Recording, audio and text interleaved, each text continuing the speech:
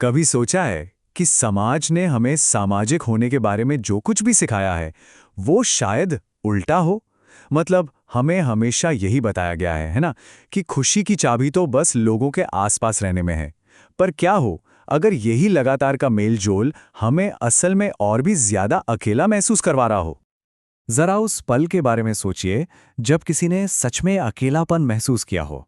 ये वो वाला अकेलापन नहीं है जो किसी शांत शाम में अकेले बैठे हुए आता है। नहीं, ये वो अकेलापन है जो लोगों की भीड़ में हंसी मजाक के बीच चुपके से दिल में घर कर जाता है। बाहर से तो सब ठीक है, इंसान मुस्कुरा रहा है, सिर हिला रहा है, पर अंदर एक अजीब सा खोखलापन है ना। ये एक अजीब सी बात। हम सब अपनी जिंदगी का एक बड़ा हिस्सा ये मानकर चलते हैं कि जितने ज्यादा लोग होंगे उतना ही ज्यादा जुड़ाव होगा, उतनी ही ज्यादा खुशी मिलेगी। तो फिर ये भीड़ में खालीपन क्यों महसूस होता है? आज की हमारी ये चर्चा इसी गहरे सवाल की तह तक जाएगी। तो चलिए इस बात में और गहराई से उतरते हैं। ये जो एहसास है ना, ये बहुत ही आम है। सोचिए कोई पार्टी चल रही है या कोई फैमिली फंक्शन है या बस एक कमरा लोगों से भरा हुआ है।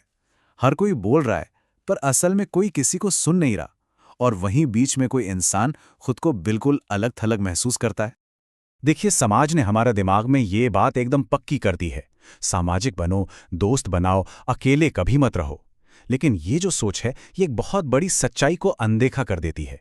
और वो सच्चाई ये है कि ज्यादातर सामाजिक मेलजोल असल में सिर्फ एक दिखावा होता है, एक शोर, जिससे हम खामोशी की उस अजीब सी बेचैनी से बच सकें। तो फिर असली समस्या की जड़ कहाँ है? ये जड़ है बिना सोचे समझे सामाजिक होने की आदत में। ये एक तरह का दिमागी शोर पैदा करती है। ये जो हल्की फुल्की सतही बातचीत होती है ना, ये हमारे दिमाग को बस भर देती है और हमें खुद से ही दूर ले जाती है। और ये एक कड़वी सच्चाई है। हर बातचीत, चाहे वो कितनी भी छोटी क्यों ना हो, वो हमसे कुछ न कुछ लेती जरूर है। ये हमारी दिमागी और जज्बाती ऊर्जा को निचोड़ लेती है। हम एक सामाजिक नकाब पहनते हैं और इस पूरी प्रक्रिया में हम कोई बहुत कीमती चीज खो देते हैं। ये सौदा बहुत महंगा पड़ता है ना? हम अपनी असलियत, अपने मन की शांति, इन जैसी कीमती चीजों को बाहरी स्वीकृति के लिए बेच देते हैं। हम अपने असली स्वरूप को कुछ देर के लिए अपनेपन का एहसास पाने के लिए पीछे छोड़ देते हैं।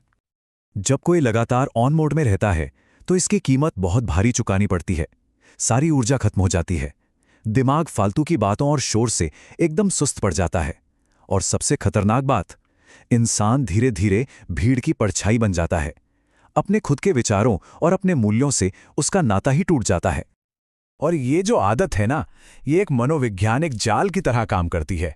धीरे धीरे इंसान को दूसरों से मिलने वाली तारीफ और मंजूरी की लत लग जाती है। और फिर अपनी ही नज़र में अपनी कीमत इस बात पर टिक जाती है कि दूसरे हमारे बारे में क्या सोचते हैं। ये एक बहुत खतरनाक चक्र है। देखिए ये शुरू कैसे होता है। समाज हमें सिखाता है कि अकेलेपन से डरो।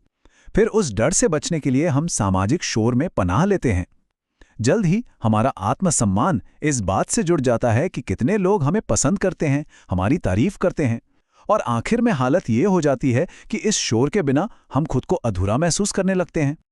तो यहाँ पर समझने वाली बात यह है कि जब कोई इंसान अपनी खुशी के लिए दूसरों की मंजूरी पर निर्भर हो जाता है तो अपनी आज़ादी खो देता है। वो समाज के बनाए नियमों को पूरा करने वाला बन जाता है, अपने असली विचारों को पनपने ही नहीं देता। लेकिन घबराने की बात नहीं है। इस निर्भरता के जाल से बाहर निकलने का एक रास्ता है। और वो रास्ता भीड़ में नहीं मिलता, बल्कि एकांत की ताकत को अपनाने में मिलता है। तो चलिए अब अगले हिस्से में देखते हैं कि ये कैसे काम करता है। सबसे पहले तो एकांत का मतलब समझना बहुत जरूरी है। इसे अकेलापन समझने की गलती नहीं करनी चाहिए। ये कोई नेगेटिव चीज नहीं है। एकांत तो वो दिमागी जगह है जहां बाहर का सारा शोर शांत हो जाता है और हम आखिरकार अपने खुद के विचारों को सुन पाते हैं, खुद को नए सिरे से खोज पाते हैं। और जब कोई जानबूझकर इस एकांत को अपनाता है तो सच में कुछ महाशक्तियां मिलती हैं। दिमाग में एक स्पष्टता आती है, रचनात्मकता और नए विचार पनपने लगते हैं। और एक ऐसी मजबूत आज़ाद पहचान बनती है जिसे दूसरों की राय से कोई फर्क नहीं पड़ता। इंसान अपने जीवन का, अपने गुरुत्वाकर्षण का केंद्र बन जाता है। तो बात का सार यही है, असली आज़ादी एकांत से ही आती है। जब कोई इंसान अपनी ही सोहबत में खुश और सहज रहना सीख जाता है, सिर्फ तभी वो दूसरों से मिलने वाली तारीफ की ज़रूरत से भी आज़ाद हो पाता है। तो क्या इसका मतलब ये है कि हमें दुनिया से कटकर अलग-थलग हो जाना चाहिए? नहीं, बिल्कुल नहीं। इसका मतलब सिर्फ इतना है कि एकांत हमें लोगों से बेहतर और ज़्यादा गहरे रिश्ते बनाने के लिए तैयार करता है। यहाँ पर दो तरह के सामाजिक मेलजोल का फर्क समझना होगा। एक है उद्देश्यहीन मेलजोल, जो थका देता है क्योंकि वह सिर्फ एक दिखावा है, और दूसरा है सार्थक जुड़ाव, जो ऊर्जा देता है क्योंकि वो असली होता है। वहाँ कोई इसलिए नहीं होता कि होना पड़ता है, बल्कि इसलिए होता है कि वो सच में वहाँ होना चाहता है। तो आखिर में ये एक चुनाव है। दो रास्तों में से एक को चुनने की बात है। एक तरफ है निर्भर मन, जो हमेशा बाहर की तरफ देखता है, दूसरों की राय के लिए, उनकी तारीफ के लिए। और दूसरी तरफ है चिंतनशील मन, जो अंदर की तरफ देखता है, खुद के विकास के लिए, नई चीजें समझने के लिए। ये मन अपनी ही सोहबत में खुश रहता है, और यही बात इसे आज़ाद बनाती है। और यही इस पूरी चर्चा का सबसे अहम विचार है। सच्चा जुड़ाव तब शुरू होता है जब किसी को इसकी जरूरत नहीं रह जाती, जब कोई अपनी खुशी के लिए दूसरों पर निर्भर नहीं रहता, जब वो अकेले में भी खुद को पूरा महसूस करता है। सिर्फ तभी वो सच में आज़ादी से और पूरी ईमानदारी से दूसरों के साथ जुड़ सकता है। तब उसका मिलना जुलना जरूरत नहीं, बल्कि एक चुनाव होता है।